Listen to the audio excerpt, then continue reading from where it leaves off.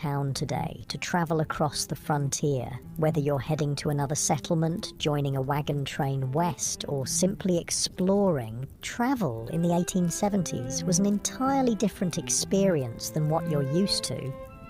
The good news is that by this time, the Transcontinental Railroad had been completed, connecting the east and west coasts of America.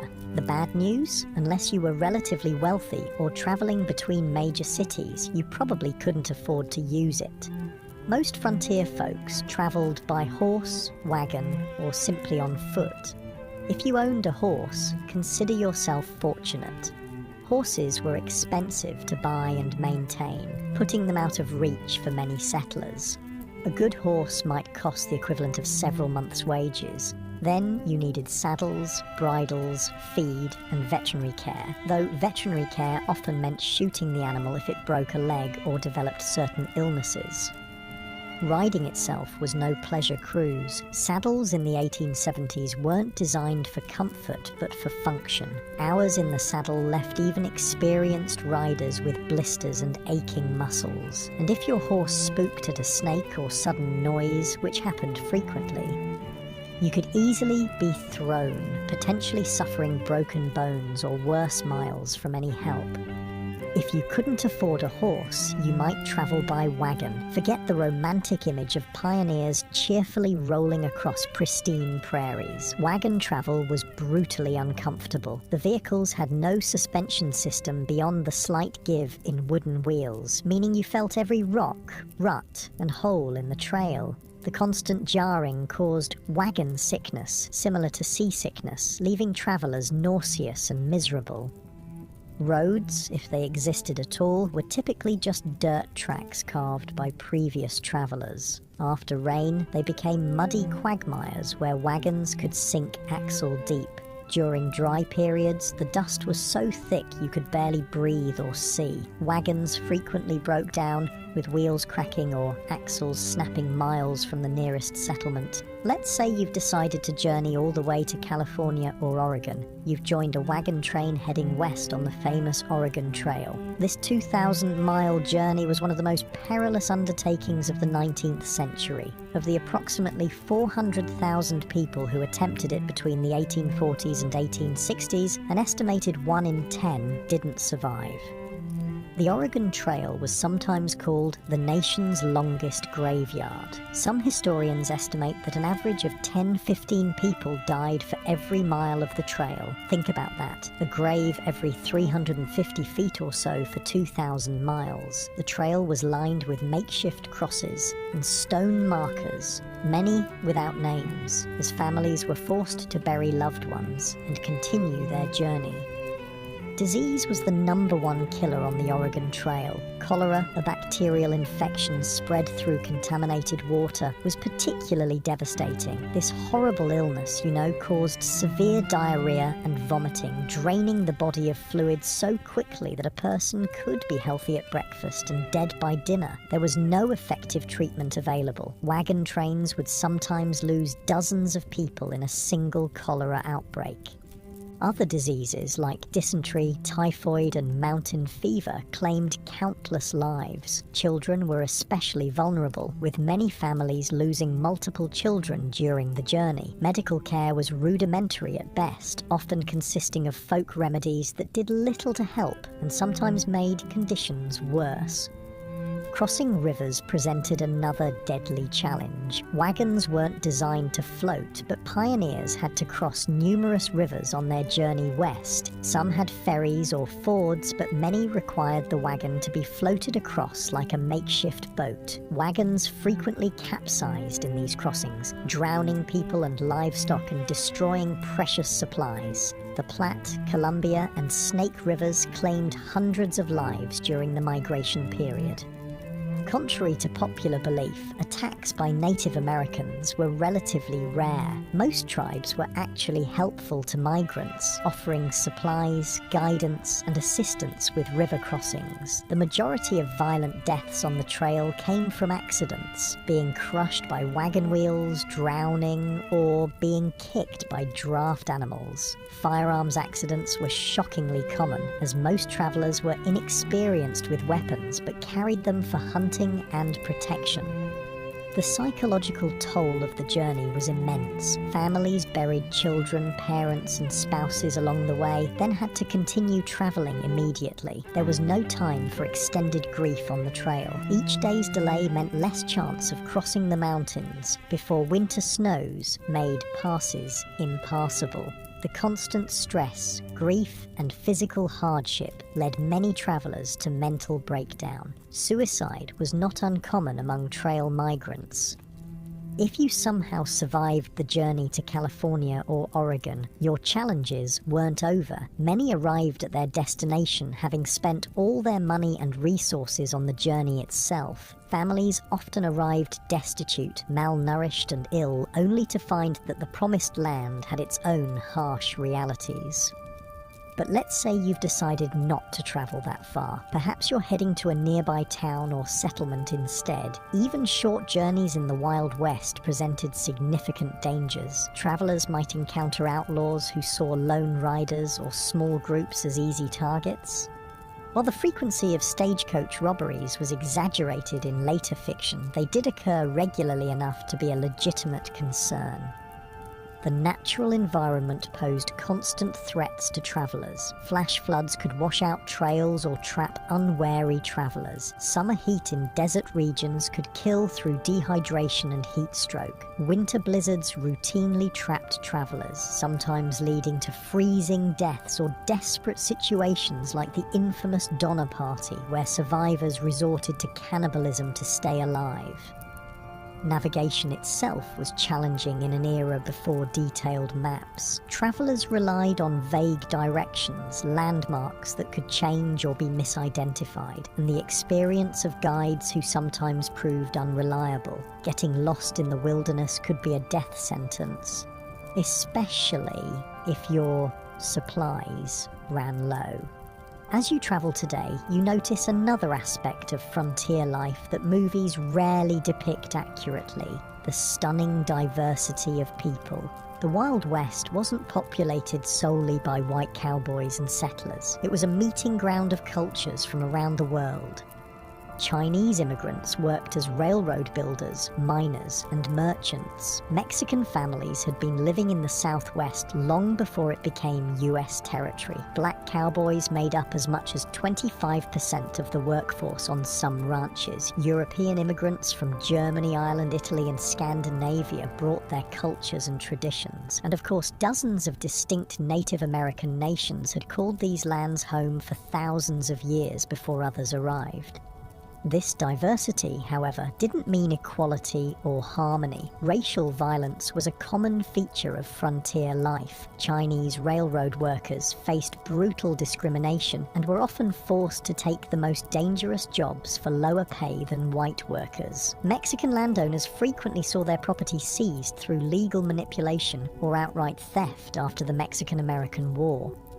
Black Americans who moved west, hoping to escape Southern discrimination, often found frontier racism just as entrenched, if different in form. Despite their crucial contributions to ranching, mining, and building frontier communities, they were frequently excluded from economic opportunities and social acceptance. For Native Americans, the expansion of white settlement was nothing short of catastrophic. The indigenous population of North America, once numbering perhaps 15 million people, had been reduced to fewer than 300,000 by 1900. Disease, warfare, forced relocation, and the deliberate destruction of their food sources, particularly the buffalo, decimated numerous tribes and nations.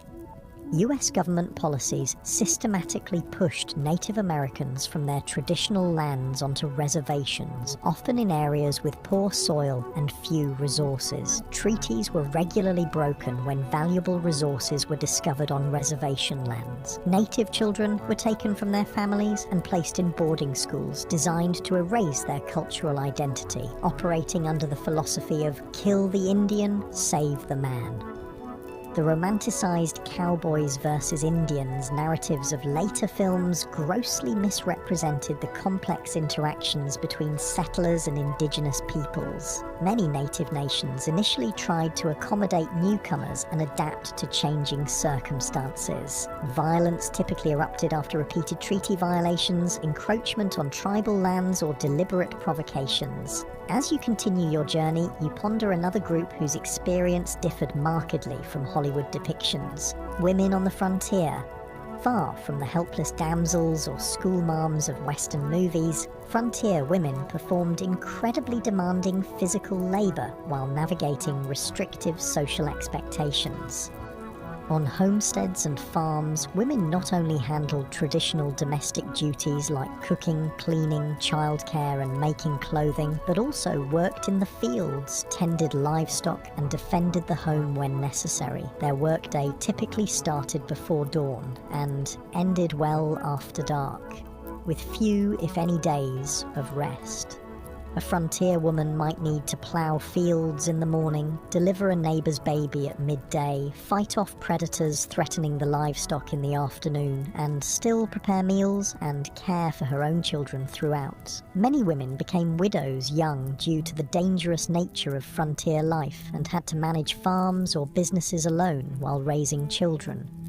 Despite their essential contributions, women had few legal rights. In most territories and states, they couldn't vote, own property independently if married, or have custody of their children in the event of divorce. Domestic violence was considered a private matter, with little legal recourse available to victims. For unmarried women, options were severely limited. Teaching was one of the few respectable professions, though female teachers were paid significantly less than their male counterparts, and were often expected to resign upon marriage. Some women found economic independence through running boarding houses, working as nurses, or establishing millinery or dressmaking businesses.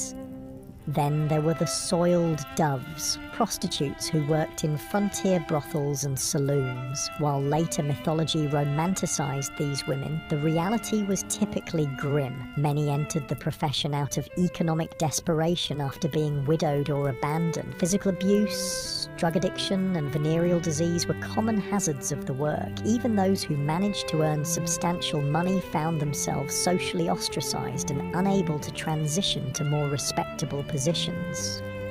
Some women did find greater freedom on the frontier than they might have back east. The shortage of women in Western territories gave them more marriage options and sometimes better treatment as communities competed to attract and keep female residents. A few territories like Wyoming and Utah granted women voting rights decades before the 19th Amendment, recognizing their essential contributions to frontier development. As the day wears on and you continue traveling, you might wonder about law enforcement in this supposedly lawless land. The reality was complex and varied widely by location. Major cities and towns typically had some form of organized law enforcement, but vast rural areas had minimal, if any, official protection. County sheriffs were elected officials responsible for maintaining order across sometimes enormous territories. A single sheriff might be the only law enforcement for thousands of square miles, making regular patrols impossible. They relied heavily on deputizing ordinary citizens during emergencies, creating posses to pursue criminals or respond to violence. Town marshals handled law enforcement within town limits, sometimes with a few deputies in larger settlements. These positions were often dangerous and poorly paid, attracting a mix of dedicated public servants and those who enjoyed the power the badge provided. Some famous lawmen, like Wyatt Earp, moved between legitimate law enforcement and more questionable enterprises throughout their careers.